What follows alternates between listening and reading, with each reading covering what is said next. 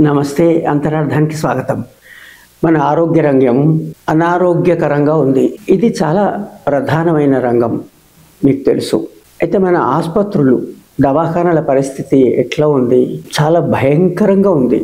ఈ వీడియోలో మన ఆరోగ్య రంగం ఎట్లా ఉంది, ఈ ఆసుపత్రులు నిర్వహణ ఏ రకంగా ఉంది, ఈ ఆరోగ్య రంగంలో అవినీతి ఎంత ఉంది, తర్వాత ప్రభుత్వం అనేక పథకాలు మనకు అందిస్తున్నాము ఆరోగ్య రంగంలో అని చెప్తున్నప్పటికీ కూడా వాళ్ళు అందించేటువంటి ఈ ఇన్సూరెన్స్ పథకాలు ఏ మేరకు మనకు అందుతున్నాయి.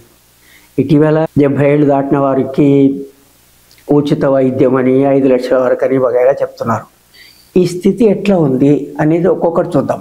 ఓ పక్కనేమో మెరుగులు బాగానే ఉన్నాయి, పై మెరుగులు. మరో పక్క అది చీకటి కోణం. ఈ మెరుగులేంటి, చీకటి కోణం ఏంటి, అసలు జరుగుతున్న పరిస్థితి ఏంటి, వాస్తవాలు తెలుసుకున్నప్పుడే, వాస్తవాలు నిర్భయంగా స్పష్టంగా చెప్పగలిగినప్పుడే మనము మార్పు గురించి స్పష్టంగా అడగ వీలవుతుంది. కనుక ఈ వీడియో దీన్ని దయచేసి చివరి దాకా చూడండి. ఇది మనందరికీ సంబంధించిన సమస్య. ఎట్లా ఉంది ఆరోగ్య రంగం అని చెప్పడానికి Indian brand equity foundation IBEF వాళ్ళు చెప్తున్న విషయం. హెల్త్ కేర్ మార్కెట్ అట. దీన్ని ఒక మార్కెట్గా తీసుకుంటున్నాం మనం. వ్యాపారం ఎంత ఉంది? 2016 నాటికి 7,40,000 కోట్ల స్థాయికి, డాలర్ల విలువలో చెప్తే 110 బిలియన్ డాలర్ల స్థాయిలో ఉంది 2016లో. ఈ రోజున ఎంత ఉంది? గణనీయంగా ముబ్బడిగా పెరిగింది. ఈ రోజున 2025 నాటికి 54,87,000 కోట్ల స్థాయికి హెల్త్ కేర్ మార్కెట్, వైద్య వ్యాపారం జరుగుతుంది. 635 బిలియన్ డాలర్లకు సమానం.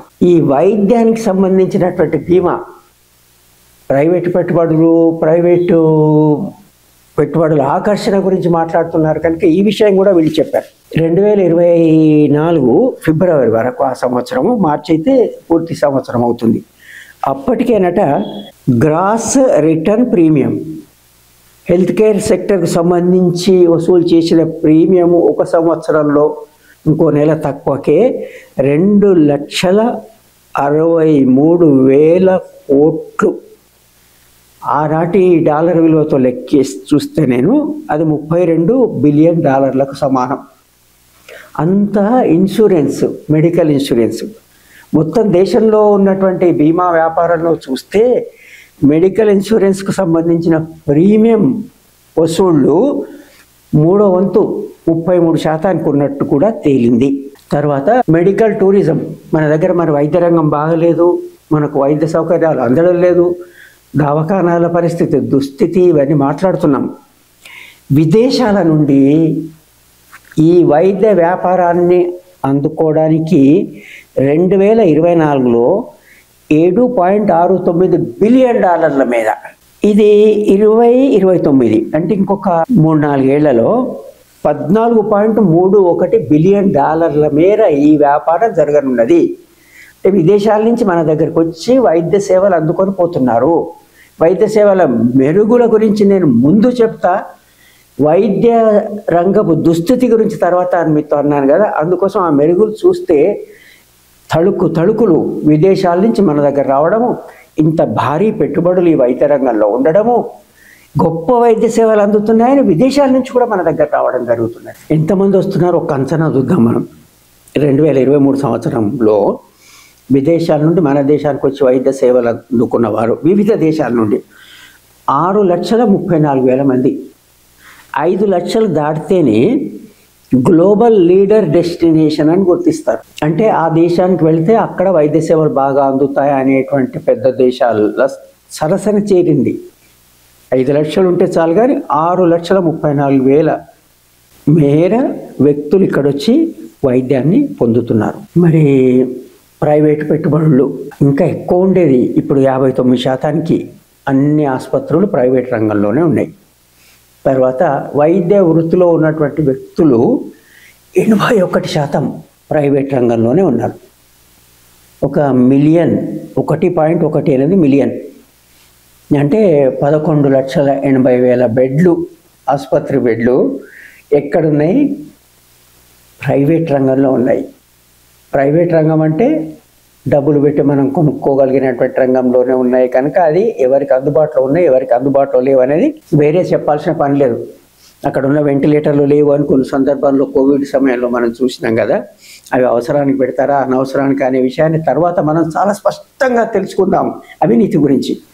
దానికంటే ముందు 29,631 వెంటిలేటర్లు కూడా ఇన్ని ఆసుపత్రులతో సహా ఈ ప్రైవేట్ రంగంలోనే ఉంది. మనం ప్రైవేట్ ఆసుపత్రులు కొన్నింటి మనం చూస్తే అవి 5 నక్షత్రాల హోటళ్ళు అంటారు కదా, 5 స్టార్ హోటల్స్ ఆ స్థాయిలో ఉన్నాయి. అక్కడ అందించేటువంటి సేవలు కూడా మనం ఏమైనా ఆసుపత్రిగా వచ్చింది లేకపోతే పెద్ద 5 నక్షత్రాలు 7 నక్షత్రాల హోటల్కి ఏమైనా వచ్చామనేటువంటి భ్రమ కలిగించే స్థాయిలో సేవలు అక్కడ అందుతున్నాయి. 24 గంటలు కావాల్సినట్టు అక్కడ డాక్టర్లు, అన్ని అత్యాధునిక సేవలు, అన్ని హంగులు ఉన్నాయి. అంటే గొప్పగా ఉన్నాయి, కళ్ళు మిరుమిట్లు కొలిపేటట్టున్నాయి. చాలా బాగుంది మన వైద్య వ్యవస్థ అని చెప్పుకోవడానికి. ఈ నాణ్యానికి ఒకవైపు చూస్తే ఇంత గొప్పగా కనిపిస్తున్నటువంటి మాట వాస్తవమే. మరి సమస్య ఎక్కడొస్తుంది? ఇవి ఎవరికి అందుతున్నాయనే దానిపైన. డాక్టర్లు చాలామంది ఉన్నారని అంటున్నారు. ఎక్కడున్నారు వాళ్ళు? ఉన్న డాక్టర్లలో ఎక్కువ మంది పట్టణ ప్రాంతాల్లో, అది కాకుండా కొన్ని రాష్ట్రాలలో ఎక్కువ. మహారాష్ట్ర, కర్ణాటక, తమిళనాడులో మొత్తం భారతదేశంలో ఉన్న డాక్టర్లలో 38% వరకు అక్కడే కేంద్రీకృతమై ఉన్నారు. ప్రైవేట్ సెక్టర్లో డాక్టర్లు ఉన్నారు. మొత్తం డాక్టర్లు ఎంతమంది ఉన్నారు? వరల్డ్ హెల్త్ ఆర్గనైజేషన్ చెప్పేది 1000 మందికి ఒక డాక్టర్ అయినా ఉండాలి అని. మరి మన దగ్గర 1500 మందికి ఒక్క డాక్టర్ చొప్పున ఉన్నారని ఈ IBEF చెప్పింది. కానీ ఇటీవల ప్రభుత్వం మటుకు పార్లమెంట్లో అడిగిన ఒక ప్రశ్నకు సమాధానంగా 836 వ్యక్తులకు ఒక డాక్టర్ చొప్పున ఉన్నారు దేశంలో. డాక్టర్లు కుదవలేదు, మన కళాశాలలు ఇన్ని వస్తున్నాయి కొత్తగా, కాబట్టి ఆ సమస్య లేదు అన్నమాట చెప్పారు. మరి ఇక్కడ IBEF ఏమో 1500 మంది అని చెప్పి ఇక్కడ ప్రభుత్వం ఈ రకంగా చెప్తుంటే ఈ రెండింటి మధ్యన ఎందుకు సారూప్యత లేదు? ఆ గణాంకాల లోతుల్లోకి వెళ్ళి చూస్తే నాకు కనిపించింది. చూడండి, అలోపతి డాక్టర్లు వాళ్ళ సంఖ్య 13,86,000 నమోదు చేసుకున్నటువంటి వాళ్ళు. తర్వాత ఆయుర్వేద, యునాని, హోమియోపతి, సిద్ధ ఇట్లా వివిధ రంగాల్లో ఉన్నటువంటి ఆయుష్ అంటాం కదా మనం, దాంట్లో ఉన్నటువంటి డాక్టర్ల సంఖ్య 5,65,000. ఈ ఇద్దరిని కలిపితే 19,51,000. వీళ్ళలో 80% తీసుకొని మనకు 1:836 అంటే 836 ఒక డాక్టర్ ఉన్నారు దేశ ప్రజల్లో అని చెప్పడానికి ప్రభుత్వం అందించిన గణాంకంగా మనకు కనిపిస్తుంది. గణాంకాలు ఏం చెప్పినా వాస్తవంగా మనకు వైద్యం అందుతుందని చూడాలి. అయితే మనము మొత్తం దేశవ్యాప్తంగా ఉన్న పరిస్థితి చూస్తున్నాం కనుక మన అనుభవాలను కూడా జోడించి స్థూలంగా ఉన్న విషయాలు తెలుసుకుంటున్నాం. ఆ స్థూలంగా ఉన్న విషయాలు తెలుసుకునేటువంటి నేపథ్యంలో ప్రభుత్వాల నుంచి వచ్చినటువంటి గణాంకాలని ఇక్కడ ఎక్కువ తీసుకుంటున్నాం మనం. ఇంకా అదనపు గణాంకాలు కూడా పెద్దగా తీసుకోకుండా చెప్తే నీతి ఆయోగ్ ఇచ్చినటువంటి నివేదికనైతే నమ్మాల్సి ఉంటుంది కదా మనం.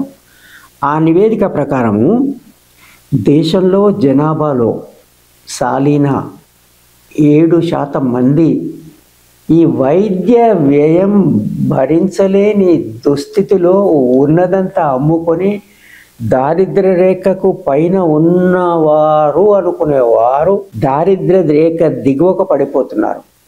7% అంటే అదేమి తక్కువ సంఖ్యన? 10 కోట్ల మంది, సాలిన 10 కోట్ల మంది పేదవాళ్ళు అవుతున్నారు, కడు పేదవాళ్ళు అవుతున్నారు, దారిద్ర్య రేఖ దిగువకు పడిపోతున్నారు. అది ఏ కారణం చేత? వైద్య వ్యయం వల్ల, వైద్య వ్యవస్థ అనుకూలంగా లేని కారణం వల్ల, ఆసుపత్రులు సరిగ్గా లేని దుస్థితి వల్ల. ఇది మనం అర్థం చేసుకోకుండా మెరుగులు ఉన్నాయి, పై మెరుగులు ఉన్నాయి, విదేశస్తులు వస్తున్నారు, ఈ వ్యాపారం బాగుంది అంటే వ్యాపారంగా బాగుంది, కానీ ప్రజలకు ఇది వ్యాపారం కాదు. వైద్యం వ్యాపారము, విద్యా వ్యాపారము, ఆహారం వ్యాపారము అని అనుకోకూడదు కదా ఒక ప్రజాస్వామ్య దేశంలో అని అనేక సార్లు మనం అంటున్నాము. ప్రభుత్వాలు కూడా చెప్తున్నాయి, పథకాలు తెస్తున్నాయి, ఇన్సూరెన్స్ పథకాలు తెస్తున్నాయి, ఇన్సూరెన్స్ కంపెనీలకు లాభాలు అయ్యేటువంటి పథకాలు తెస్తున్నాయి. కానీ వాస్తవ స్థితి చూస్తే ఈ గణాంకాలు ఇట్లా చెప్తున్నాయి. మన అనుభవాలు ఎంత దయనీయమైన దుస్థితిని మన కళ్ళ కట్టినట్టు మనకు తెలియజేస్తాయి కదా. లేదు బాగానే ఉంది అని మనకు చెప్తే మనం ఎట్లా నమ్ముతాము ఈ గణాంకాలను? మనం ప్రజలకు అనుకూలంగా ఎట్లా ఉంటాయి? అత్యధికులు బీదలే కదా ఈ దేశంలో. దిగువ మధ్యతరగతి వారు కూడా ఇంత భారీ వైద్య వ్యయాన్ని భరించలేని దుస్థితిలో ఉన్నారు కనుక ప్రభుత్వము చొరవ తీసుకొని ప్రభుత్వం నిర్వహించి ప్రభుత్వం నియంత్రించాల్సి ఉంటుంది కదా. అది లేదు. అది ఎట్లా సాధ్యమవుతుంది? ప్రభుత్వం వ్యయం ఎంత ఉంది? ప్రభుత్వ వ్యయం 2026లో నిర్దేశించిన వ్యయము స్థూల జాతీయోత్పత్తిలో 1.9%. స్పష్టంగా వినండి. మొత్తం మనం ప్రపంచం చిన్న పెద్ద దేశాలన్నీ కలిసి తీసుకుంటే 5% నుంచి 12.5% స్థూల జాతీయోత్పత్తిలో భాగంగా వైద్య రంగంపై వ్యయం చేస్తున్నారు. దాంతో పోల్చుకుంటే మనము కనిష్టంగా ఉన్న 5%లో ఎన్నో వంతు అవుతుంది? 1.9%. రెండో వంతు కూడా కాదు, సగానికంటే కూడా తక్కువ. ఇది మనం చేస్తున్నటువంటి వ్యయం. అస్తమానం యుఎస్ ఆదర్శంగా ఉంటుంది, అమెరికా, తర్వాత OECD కంట్రీస్ కూడా 9.2% 2022లోనే. అంటే వైద్య రంగం పైన కావాల్సినటువంటి సొమ్మును వెచ్చించడం లేదు. దీనికోసం ప్రభుత్వం ఏర్పాటు చేసినటువంటి శ్రీనాథ రెడ్డి కమిషన్ లాంటి కమిషన్ చెప్పిన స్థాయికి చేరలేదు. ప్లానింగ్ కమిషన్ చెప్పిన స్థాయికి చేరలేదు. ప్రభుత్వం తనకు తానుగా ఇచ్చిన హామీల స్థాయికి లేదు. తక్కువ వ్యయం, సమర్థ నిర్వహణ లేదు, అవినీతి ఉంది. అంటే ఒక పక్కన అదనపు వ్యయం చేసి వైద్య వ్యవస్థను పటిష్టం చేయాలి, మరో పక్కన నిర్వహణ సామర్థ్యాన్ని పెంచి అవినీతి లేకుండా చేయొచ్చు. దానికి మాత్రం చిత్తశుద్ధి కావాలి, కానీ అంత పెద్ద డబ్బు అక్కర్లేదు. అవినీతిమయంగా ఉంది అనేది అనేక వార్తలు మనము వార్తాపత్రికల్లో మాధ్యమాల్లో చూస్తున్నాం. రకరకాలు అవన్నీ ఇక్కడ పెద్ద లిస్ట్ చేయడం కూడా చాలా కష్టమైనటువంటి విషయమే. ఎన్ని రకాల అవినీతికర విషయాలు మనకు ఈ వైద్య వ్యవస్థలో కనిపిస్తున్నాయనేది, ఇవన్నీ కలిపి ఒకసారి ఈ వీడియోలో మనం తెలుసుకుంటే బాగుంటుంది అనేదే ఈ ప్రయత్నం. ఎన్ని రకాలు జరుగుతున్నాయి? ఆసుపత్రికి వెళ్తే వ్యాధి, అత్యవసర పరిస్థితి, సేవలు అందించాలి, దాని ఆధారంగా జరగడం లేదు. జేబులో డబ్బులు ఉన్నాయా లేదా, ఇన్సూరెన్స్ పథకం ఏమన్నా ఉందా, చెల్లించే స్తోమత ఉందా, చెల్లించే స్తోమత ఉంటే లేని రోగానికి కూడా వైద్యం జరుగుతున్నది. ఇది వాస్తవం. చెల్లించే స్తోమత లేకుంటే మనిషి చనిపోయే స్థితిలో ఉన్నా కూడా వైద్యం అందడం లేదు. ఎవరిని తప్పు పట్టాల్సిన పని లేదు. అది వ్యాపారం కదా. మేము వ్యాపారం పెట్టుకున్నప్పుడు మీకు చారిటీ లాగా ఎందుకు అందిస్తాం? మేము ఉచిత దాన ధర్మాలు మీకు ఎందుకు చేస్తాం? మా బాధ్యత కాదు కదా అని ప్రైవేట్ వాళ్ళు అనుకునేటువంటి హక్కు ఉందని భావిస్తున్నారు కదా వాళ్ళు. నియంత్రణ లేదు కదా. డబ్బులు బాగా ఉంటాయని అనుకున్నాం. ఉంటే అవసరం ఉన్నా లేకున్నా ఎన్నో పరీక్షలు నిర్వహిస్తున్నారు. వారు నిజంగా మనకు అవసరమై పరీక్షలు నిర్వహించినా అనుమానించే పరిస్థితి వస్తుంది. నిజంగా అవసరం ఉంటుంది, కానీ ఈ డబ్బులే ధ్యేయంగా, వ్యాపారమే లక్ష్యంగా ఉన్న వాళ్ళు వార్తల్లో మనం చూస్తున్నాం అనవసరమైన పరీక్షలు నిర్వహిస్తున్నారు. 10-20 పరీక్షలు వేస్తారట. ఒకదానికి ఏదో చుక్కబెట్టి మీరు ఇవన్నీ చేసుకోండి, ఇది కావాలి ఇవి కావాలంటే మనం ఏదో ఒక మార్క్ చేసాను అనుకుంటాం. దాన్ని మార్క్డ్ టెస్ట్ అంటారట. వాళ్ళు ఆ మార్క్డ్ టెస్ట్నే చేసి మిగతా అంతా నార్మల్ రిపోర్ట్స్. మరి దీనికి కావాల్సిన ఉదాహరణకు రక్త పరీక్ష అనుకోండి. ఆ రక్తం అంతా సేకరిస్తారు కదా. ఈ ఒక్క పరీక్ష చేసి సిబిపిఓ ఈఎస్ఆర్ఓ ఏదో ఒకటి చేసి ఆ మిగతా అన్ని చేయకుండా నార్మల్ అని రాసి దీనికి మాత్రం కరెక్ట్ రిపోర్ట్ ఇస్తారట. ఈ మిగతా బ్లడ్ అంతా తీసి ఆ సింక్లో పోసేస్తారు. దాన్ని అందుకోసం వీటిని మార్క్ టెస్ట్ అని, సింక్ టెస్ట్ అని కొత్త పదాలు వచ్చినాయి. వాళ్ళకే తెలుసు ఆ పదాల అర్థాలు. తర్వాత ఒక డాక్టర్ దగ్గరికి వెళ్తే ఇది కాదు వేరే దగ్గరికి వెళ్ళాలి. నిజంగా అవసరం ఉంటారు వేరే డాక్టర్, అక్కడ కాకుండా ఇట్లా రెఫర్ చేస్తే రెఫరల్ డాక్టరు వీళ్ళకి ఏదో కట్టిస్తారు కనుక అవసరం ఉన్నా లేకున్నా పేయింగ్ కెపాసిటీ ఉంటే వేరే డాక్టర్ దగ్గరికి పంపించడం. తర్వాత తెలుసు కదా మన దేశంలో లింగ నిర్ధారణ పరీక్షలు, సెక్స్ డిటర్మినేషన్ అంటే బిడ్డ పుట్టకముందే నిర్ధారణ ఆడ మగ అని. ఎందుకంటే ఆడపిల్లలు చులకన మనకు అక్కర్లేదు కదా, ముందే తెలుసుకోవడం. ఇది చట్ట వ్యతిరేకమైనటువంటి హేయమైన విషయం. అయినా కూడా డబ్బుల కోసం ఈ పరీక్షలు భారతదేశంలో జరుగుతున్నాయి. ఇక్కడ నేను ఏది చెప్పినా అందరు చేస్తున్నారని, అందరు వల్ల ఇట్లా జరుగుతుంది, అందరూ చెడ్డవాళ్ళని నేను చెప్పడం లేదు. ఈ వ్యాపారమే ధ్యేయంగా చేస్తున్న ఆసుపత్రుల్లో జరుగుతున్నట్టు వస్తున్న వార్తల ఆధారంగా నేను ఈ మాట చెప్తున్నా. ఇది అనుభవమైన వాళ్ళు అనుభవరీత్యా కూడా చూసుంటారు. మంచి డాక్టర్లు లేరని నేను అనడం లేదు. నాకు తెలిసిన ఒక డాక్టరు, ఇక్కడ పేర్లు ఎవరు చెడ్డవాళ్ళే చెప్పడం లేదు, మంచి చెప్పడం లేదు. ఒక పేరు ప్రఖ్యాతులున్న ప్రభుత్వ ఆసుపత్రిలో పనిచేస్తున్న మహిళ తనకు వస్తున్న వేతనంలో 4 రెట్లు ఇస్తామంటే కూడా ఇంకో ప్రైవేట్ ఆసుపత్రిలో చేరలేదు. ఎందుకు? తనున్న ఆసుపత్రిలో వందలు వేల మంది బీదలు, కడుబీదలు, వైద్యం అందకుండా వస్తున్నటువంటి వాళ్ళు, హాస్పిటల్లో బెడ్స్ దొరకవు, కూర్చోవడానికి స్థలం ఉండదు. అవుట్ పేషెంట్లో ఒక డాక్టర్ని కలవాలంటే కూడా అంగవైకల్యం ఉన్నా కూడా గంటలు గంటలు అక్కడ వెయిట్ చేయాల్సినటువంటి పరిస్థితి. అవన్నీ చూసిన తర్వాత ఆ నీతికి నిజాయితీకి కట్టుబడి ఆకర్షణలన్నీ వదులుకొని అక్కడ చేరలేదు. ఇది నేను ప్రత్యేకంగా ఎందుకు చెప్తున్నానంటే, మంచి డాక్టర్లు మనసు నొచ్చుకోవాల్సిన పని లేదు. కానీ ఈ వైద్య రంగంలో మాత్రం అన్యాయాలు జరుగుతున్నాయి. అనవసరమైన సర్జరీస్ చేస్తున్నారు. తర్వాత ఫార్మా కంపెనీలు డబ్బులు ఇస్తారు డాక్టర్లు, విదేశాల్లో వెళ్ళి రావడానికి కావాల్సిన ఏర్పాట్లు చేస్తారు. అంటే అక్కడ కాంప్రమైజ్ అవుతున్నారు కదా. క్లినికల్ ట్రయల్స్ అవసరమే, బీదవాళ్ళ మీద చేస్తున్నారు, గినీ పిక్స్ లాగా. తర్వాత ప్రైవేట్ ఆసుపత్రుల్లో డాక్టర్లకు నిర్ణయించినటువంటి వేతనం ఎక్కువ ఉన్నట్టు మనకు కనిపించవచ్చు. మీకు 4 లక్షల వేతనం ఇస్తే మీరు, ఇది వ్యాపారం అన్నాం కదా, మీ వల్ల 10 లక్షలు నాకు వస్తే కదా నేను నీకు 4 లక్షలు ఇచ్చేది. కనుక వ్యాపారం లాగా నిర్వహించి అవసరం ఉన్నా లేకున్నా ఇట్లాంటి వైద్యాన్ని అందించడము, అవసరం ఉన్నా లేకున్నా ఇట్లాంటి పరీక్షలకు వాళ్ళు ప్రోత్సహించడము జరుగుతున్నమాట వాస్తవము అని అనుభవరీత్యా తెలుసుకున్న వాళ్ళు ఉన్నారు. పత్రికల్లో వార్తలు మనం చదువుతున్నాం.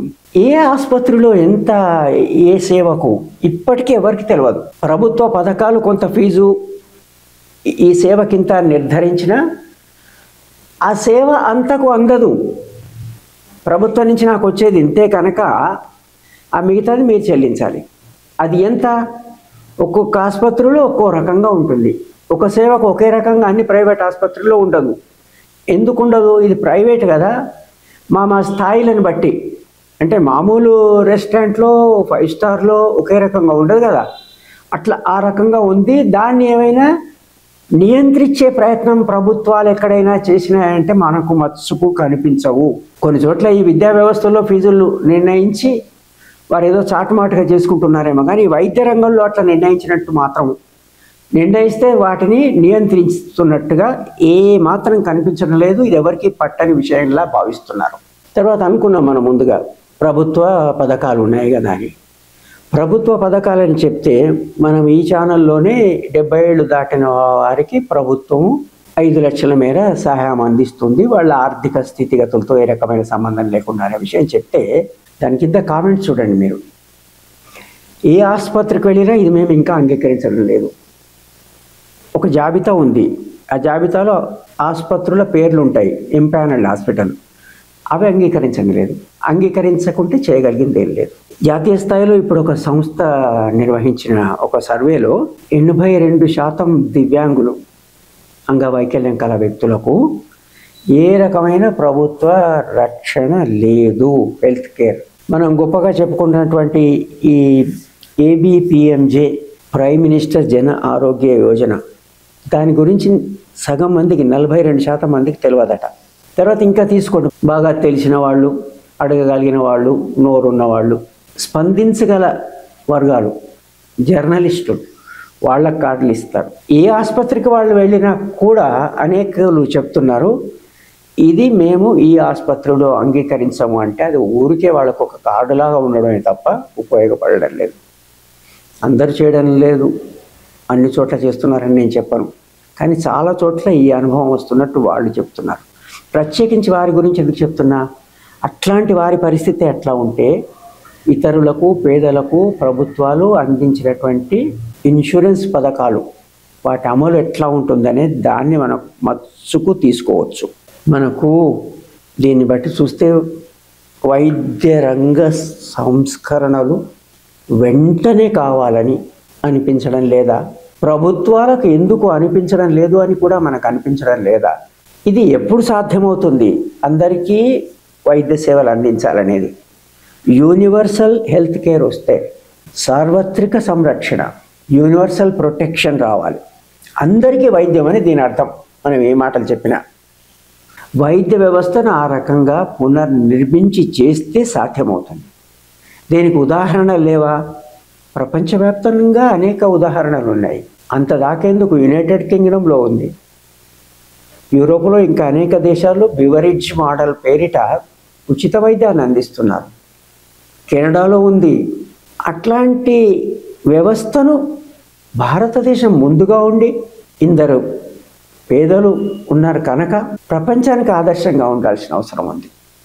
కాబట్టి వెంటనే ఇది తమ ప్రధాన బాధ్యతగా భావించి ప్రభుత్వం యూనివర్సల్ హెల్త్ కేర్, ఇక్కడ ఉన్నవాళ్ళు లేనివాళ్ళు అనేది లేకుండా కావలసిన ఆదాయాన్ని మరో రకంగా ప్రభుత్వం సేకరించుకోవచ్చు. వైద్యం మాత్రం అందరికీ అందుబాటులో ఉండేటట్టుగా, వ్యాపారం కోసం వైద్యం కాకుండా ఉండేటట్టుగా ప్రభుత్వం పూనుకొని మార్పు తేదలుచుకుంటే ఇది అసాధ్యం కాదు. ఈ ఛానల్ ద్వారా మనం ఇదే కోరుదాం. దీనిపైన ముందడుగు వేసే ఆలోచన ప్రారంభిస్తారని ఆశిద్దాం. ఇంత ఓపికగా ఈ వీడియోను చూసినందుకు మీకు ధన్యవాదాలు. ఇప్పటిదాకా మీరు ఈ ఛానల్ను సబ్స్క్రైబ్ చేయకుండా ఉన్నట్టయితే దయచేసి వెంటనే సబ్స్క్రైబ్ చేయండి. సబ్స్క్రిప్షన్ ఉచితమే. ధన్యవాదాలు.